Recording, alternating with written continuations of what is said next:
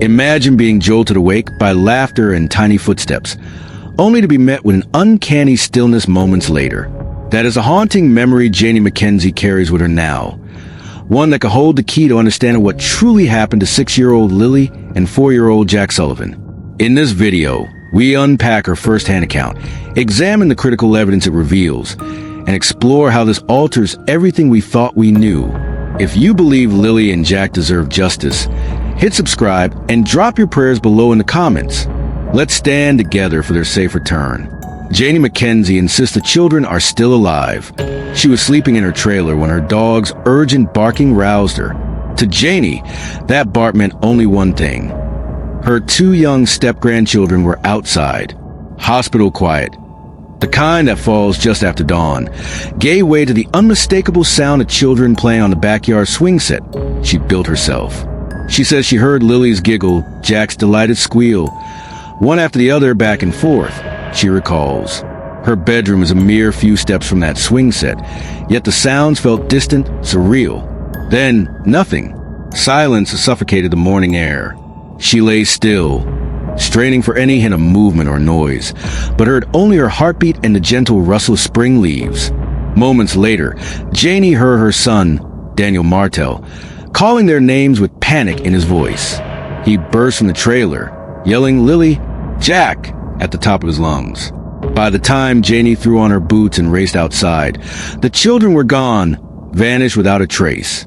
That 20-minute window between the laughter and the alarm is a focal point of her story, and it's one the RCMP can't ignore. They've scoured every inch of those woods, yet no new breakthroughs emerged.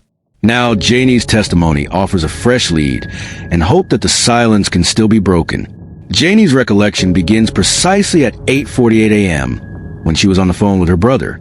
I was talking to him, and then I must have nodded off, she explains.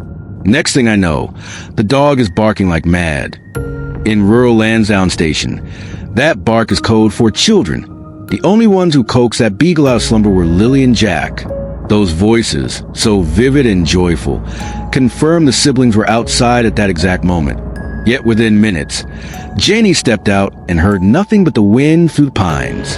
This sequence contradicts the RCMP's initial timeline. Officially, their parents reported them missing around 10 a.m., believing the kids had slipped quietly into the woods. Yet Janie's precise time stamp suggests they disappeared closer to 8:50 a.m. That hour-and-a-half gap raises urgent questions. Why did it take so long to raise the alarm? What happened during those crucial minutes? Since then, days of exhaustive searches, including drones, underwater teams, and over a dozen RCMP units, have yielded only 2 boot prints and a fragment of Lily's pink blanket. But boot prints don't bark, and blankets don't laugh. Janie's account pierces through the physical void with human testimony. It transforms 2 anonymous youths wandering off into 2 specific children last heard playing on their grandmother's swing set. Janie's grief is palpable as she recounts rushing into those woods. I closed the door, got my boots on and ran, she says, voice wavering. I ran up the path they always used, but all I found was emptiness. With 26 years of life lived on that property, Janie knows every hidden hollow and crisscross log from post-Fiona storms. She's walked those trails with Jack on her hip, and she's carried him when the fallen trees blocked his way. She knows he never could have navigated those thickets alone. Yet, that's precisely what the official theory demands. Her regret cuts deep. I blame myself for not getting up right away, she whispers, eyes welling. If I'd seen them, this would have never happened. It's a raw confession, one that any grandmother can understand. She feels the weight of those moments, laughter and then absence, pressing down on her daily. Beyond the pain, Janie's decision to go public is a courageous act. She's endured allegations online that cast suspicion on her son and daughter-in-law, Malihia Brooks Murray. She's seen drones buzzing overhead and reporters knocking at her door. I'm not hiding, she stresses, tears brimming. I just want the rumors to stop. Her willingness to speak up offers investigators an invaluable perspective, one grounded in intimate knowledge of the property and the family dynamic. Among her revelations, she heard no crash or struggle, only the soft thud of bare feet on grass and the easy creak of that swing set. No dispatcher's records note any calls before 10 a.m., yet Janie's clock and her dog tell a different story. She confirms the children were fine when last heard, alive and joyful, and that nothing followed. That abrupt end suggests an outside interruption, not a wandering accident. Critically, her memory aligns with the only tangible clues recovered: Lily's pink blanket fragment and 2 juvenile boot prints near the trailer. Those items were found where the children were last heard, on Janie's swing set path. They contradict searches deeper in the woods that turned up nothing. Investigators must now refocus on that immediate perimeter, the space between Janie's trailer and the swing set, where the voices ceased and the evidence emerged. Janie's account also undercuts the standard, wandered-off narrative in 2 key ways. First, the children were playing within feet of adult-occupied trailers, not straying into dense forest unknowingly. Second, they vanished mid-activity, mid-moment, mid-joy, making an accidental journey into the wilderness virtually impossible without an external force. Someone or something intervened between laughter and silence. The RCMP has worked over 800 investigative tasks, reviewed 5,000 video files, interviewed over 60 people, and followed more than 600 tips. They've seized devices, conducted polygraphs, and engaged multiple jurisdictions, from New Brunswick to Ontario. Yet the case's core mystery remains. If the children never made it into the woods, where are they? Janie's testimony reframes that question to who moved them, instead of where did they go? In the days following her public statements, some online skeptics accuse her of confusion or of embellishing, but her chronology is unshakable. Phone call at 8:48, dog barking moment later, voices on swings, then silence. That sequence is supported by police logs showing no other hits, no unidentified vehicles, no civilian sightings between those times. The lack of external witnesses only magnifies the importance of Janie's proximity. She is the sole adult to hear the children alive that morning. Beyond the timeline, Janie also reveals the family's deep trauma. Since the disappearance, she has not seen her 2 other grandchildren, Martel's older children. An entire branch of family is now fractured, and Janie yearns to be Granny again. She's watched her quiet life erupt into a media spectacle, her property trampled by search teams, journalists, and armchair detectives. Each intrusion reopens her grief, yet she remains cooperative.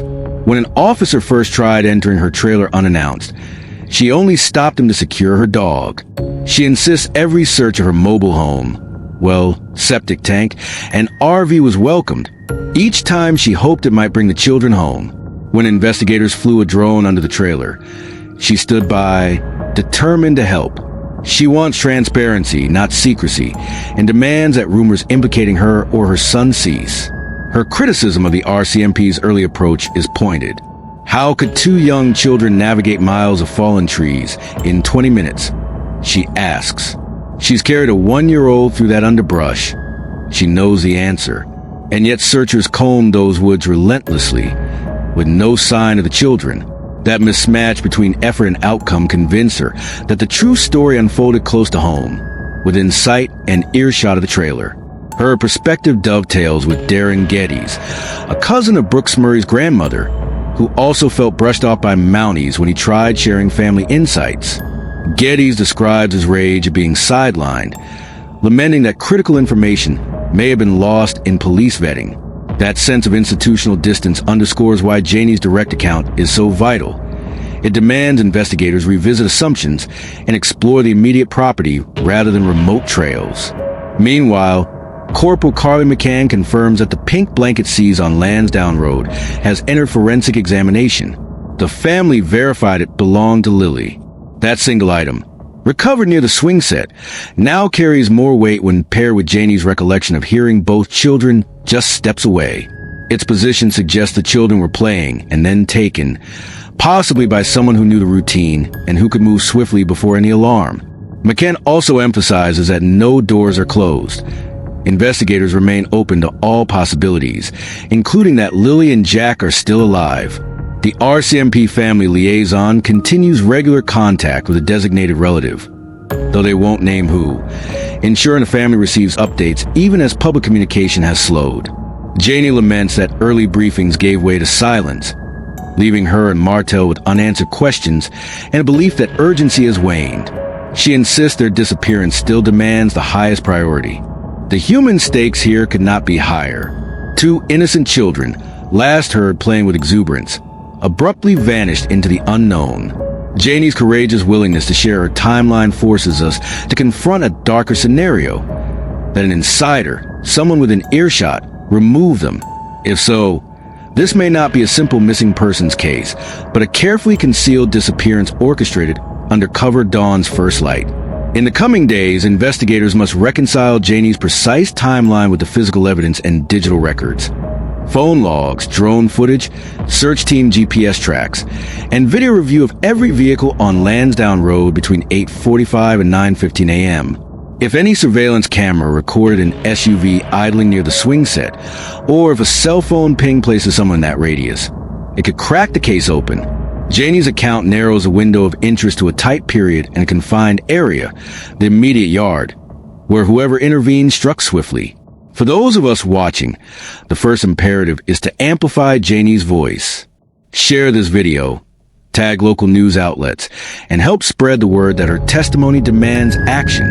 The RCMP needs more eyes on those early morning hours. If you live nearby or travel through Lansdowne Station, check your doorbell or trail cameras for any recording from that day. Post it to tip lines. Encourage anyone who saw a familiar face at daybreak to speak up. Secondly, let's keep Janie and her family in our prayers. She carries guilt and grief daily, believing she could have prevented this by rising sooner. We must remind her and all of us that the fault lies not with the witnessing, but with the disappearance itself. Her testimony may yet save her grandchildren. Finally, remember that in cases like this, hope is not a naive wish, but a vital force.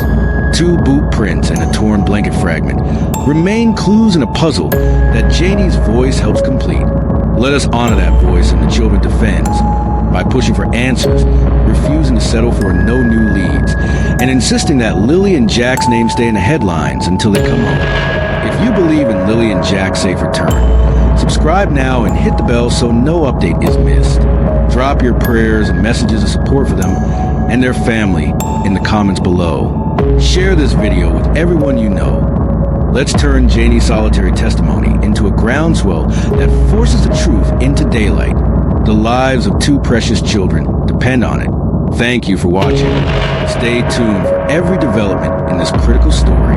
Together, we can help break the silence and bring Lilly and Jack home.